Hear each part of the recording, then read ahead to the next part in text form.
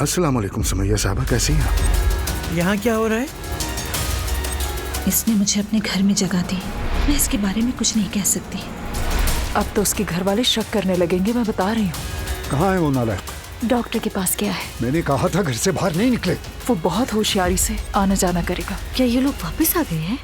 मैं सबके सामने कोई लिहाज किए बगैर आंखों में आंखें डालकर उनकी असलियत सामने लाकर रहूंगी, चाहे कुछ भी हो जाए। कयामत है। तुम्हारी बहन का चक्कर चल रहा है अब्दुल्ला साहब के साथ। एलिफ नहीं हो सकती, उसके पास चाबी है। मम्मी ने जो कुछ बताया वो सच है?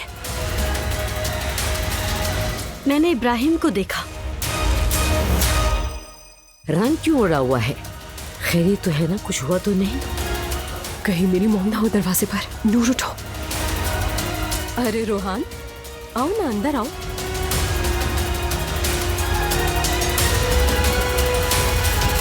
असल में बात यह है कि आज रात हम बेओगुल में होंगे। बुकित वहाँ परफॉर्म करेगी। तुम्हारी अम्मी तो बहुत प्यारी है, अच्छी लगी मुझे।